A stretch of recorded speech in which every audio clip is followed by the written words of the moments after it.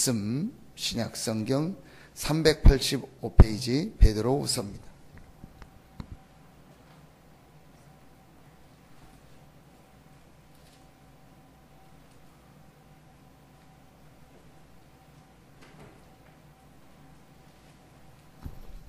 신약성경 385페이지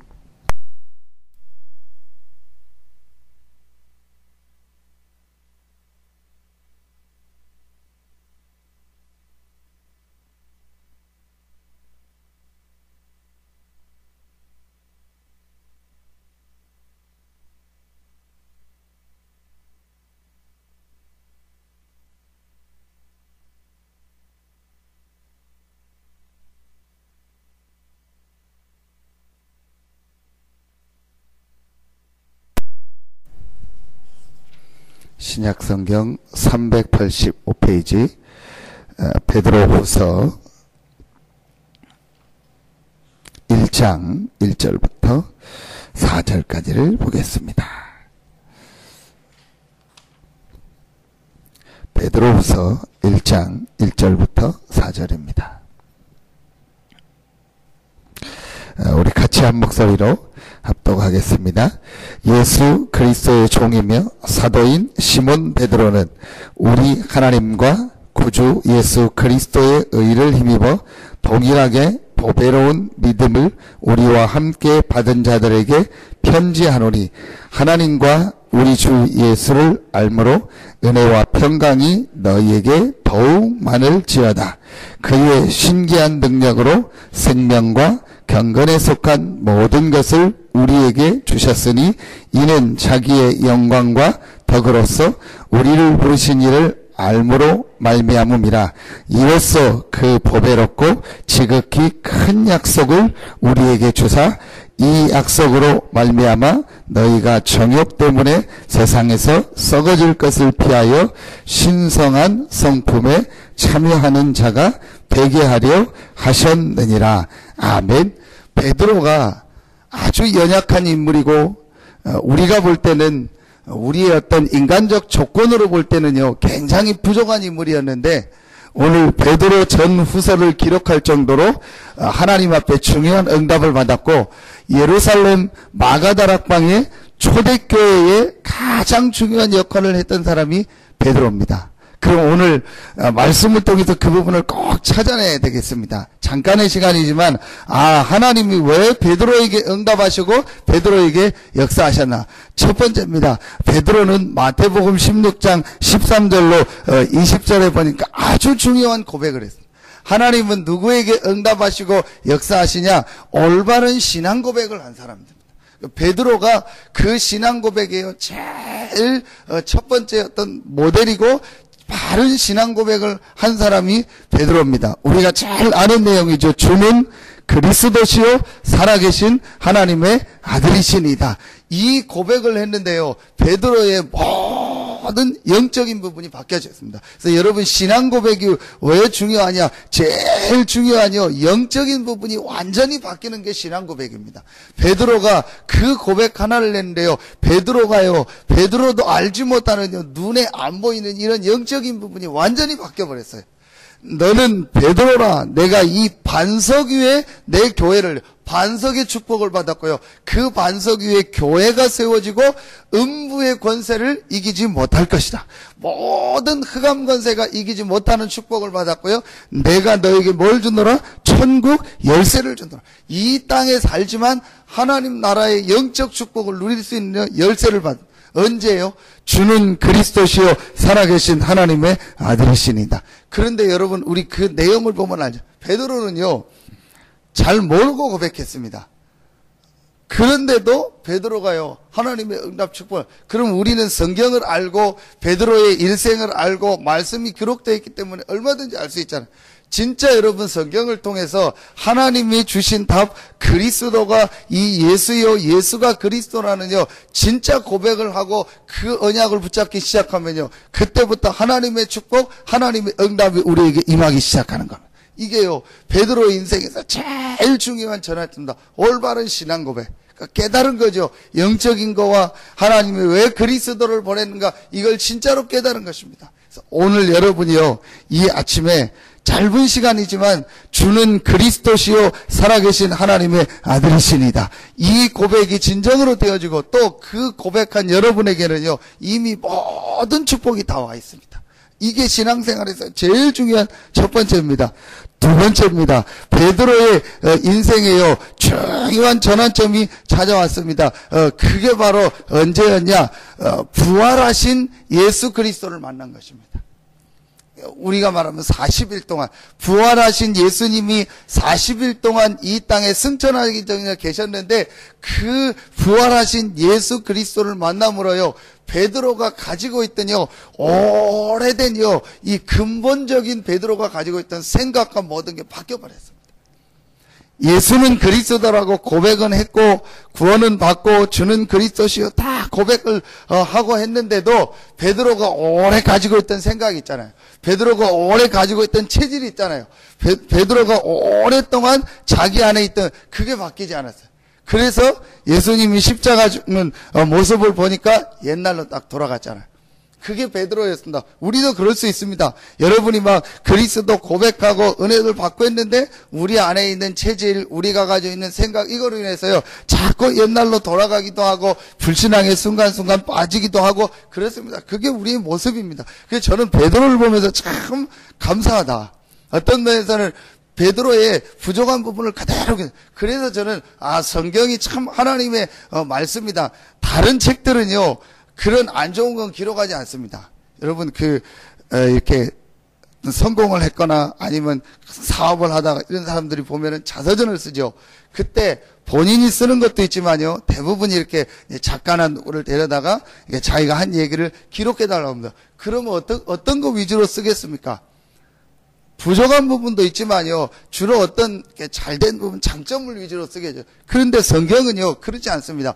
인물들의 부족한 부분, 아브라함이 실수했던 것, 아브라함이 부족했던 부분, 다윗이 실수했, 어마어마한 왕인데요 좋은 내용만 기록해야 될까 하면 다윗이 실수, 이런 걸 다 기록했습니다. 그래서 저는 베드로를 보면서요 베드로의 연약한 부분, 부족한 부분도요 그대로 기록해요. 그건 뭘 말하냐? 그 베드로가 연약하고 부족했지만 하나님이 함께하고 하나님의 역사를 체험하니까 하나님이 베드로를 통해서도 역사하셨고 응답하셨다. 우리에게 증거를 주시는 거예요. 자, 그래서 베드로가 옛날로 돌아갔잖아요. 우리의 모습과도 비슷합니다. 우리는 어려움 오고 문제 오면은요 불신앙에 빠질 수도 있고 그럴 수 있습니다. 그런 베드로가요 완전히 바뀌어 버렸어요. 언제 바뀌어졌냐? 부활하신 그리스도를 보고 나서부터요 베드로의 생각, 베드로가 가지고 있던 모든 것들이 바뀌어졌습니다. 여러분 2013년도에 여러분의 정말 큰 축복이 있기를 예수 이름으로 축원합니다. 여러분에게 지금 어려움이 있다면, 문제가 있다면 절대로 어려운 문제가 아닙니다. 지금 볼 때는 그게 어려움인 것 같고 문제 있지만요 하나님이 여러분에게 큰 축복과 응답을 주실 기회입니다. 베드로가 완전히 바닥으로 떨어지고 옛날로 돌아갔는데 거기서 부활하신 그리스도를 만나고요 베드로가요 새로운 인생을 시작. 부활하신 그리스도를 만났다는 거 말이에요. 그야말로 진짜 답을 얻었다는 거예요. 그야말로요 진짜를 본 겁니다. 예수가 그리스도고 이분이 하나님이고 이분이 부활하셔서 지금 살아계십니까? 그러니까 베드로가 가지고 있던 모든 생각, 모든 불신앙, 모든 자기가 가지고 있던 게요 완전히 바뀌어버리는 시간표였어요. 이때부터 하나님의 역사가 시작됩니다. 여러분 안에 계신 그리스도는요 모든 문제를 해결하신 하나님이십니다. 그 그리스도는요 부활하셔서 지금도 살아계십니다. 그래서 이 믿음이 여러분 마음속에 들 때요 역사가 시작돼요. 우리 공부하는 학생들, 렘넌트들이요, 우리 후대들이요, 정말 예수는 그리스도고 그 그리스도가 부활하셔서 지금 살아계시고 나와 함께 하시는구나. 이 믿음이요 한 번만 들어가고 이 생각이요 한 번만 제대로 들어가면 역사 시작됩니다. 여러분 절대로 안 되던 사람이요 정말 예수는 그리스도고 부활하셔서 그분이 지금도 살아계시고 그 그리스도만이 하나님을 만나고 하나님의 축복을 누릴 수 있는 길이구나. 이 생각이요 실제로 한 번만 들으면요 역사시죠. 그래서 우리가 어떤 면에서 이렇게 새벽 기도하고 말씀을 보고 하나님 앞에 시간을 정해서 기도하는 게 중요한 거예요. 처음에는 믿음이 잘 안 옵니다. 그래서 처음에는요, 이게 뭐 기도한다고 되는가, 금방 응답이 있는가, 그럴 수도 있습니다. 그런데요, 여러분이 계속 말씀을 읽고 기도하고 지속하면서요, 제일 중요한 게 뭐냐, 여러분 속에 있는 게 바뀐다니까요.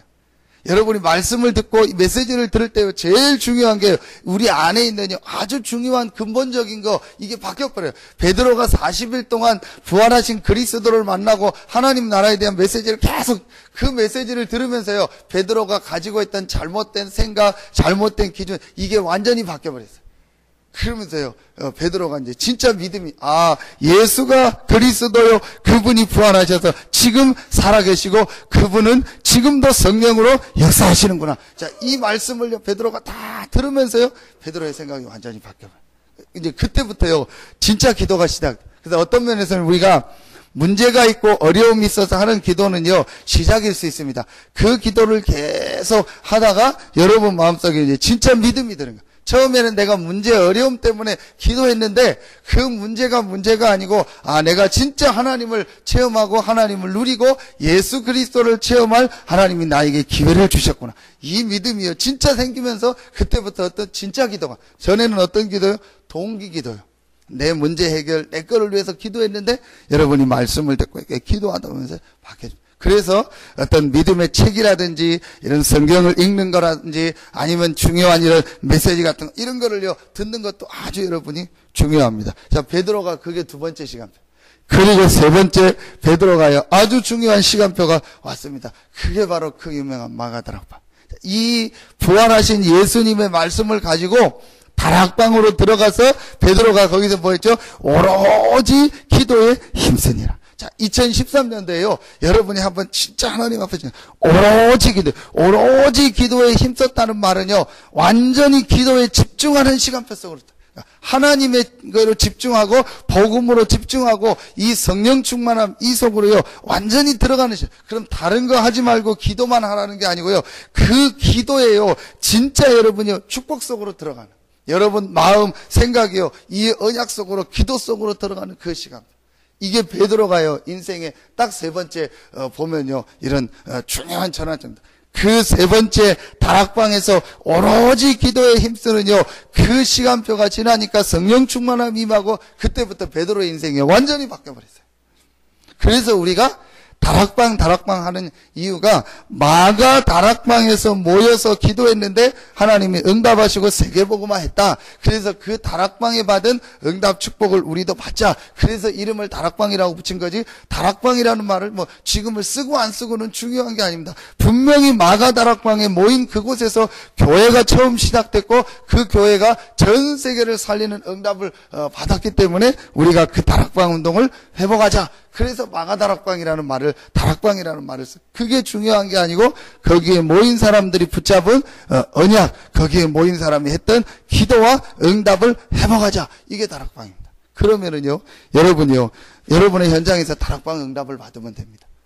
다락방 위로 올라가는 그 다락방이 아니고 여러분의 있는 현장에서 이 축복 받으면 돼. 그럼 오늘도 이 아침에요 말씀 붙잡고 기도하는 겁니다. 오늘 말씀해 보니까 4절 한 군데 보니까요, 이로써 그 보배롭고 지극히 큰 약속을 우리에게 주사 이 약속으로 말미암아 너희가 정욕 때문에 세상에서 썩어질 것을 피하여 신성한 성품에 참여하는 자가 되게 하려 하셨습니다. 베드로가 얘기합니다. 보배롭고 지극히 큰 약속. 그 약속이 뭐겠습니까? 합치면 두 가지입니다. 첫째는 그리스도에 대한 약속. 그리스도를 고백하고 믿는 자에게 구원의 약속. 그렇죠? 반석의 축복을 주고 교회가 세워지고 음부의 권세가 이기는 축복, 천국 열쇠의 축복, 그 약속입니다. 누구든지 그리스도를 믿으면 하나님이 응답하시고 역사하시겠다. 그 약속. 두 번째 약속이죠. 베드로가 체험했지 않습니까? 그리스도를 믿는 자에게 주신 약속. 사도행전 1장 8절.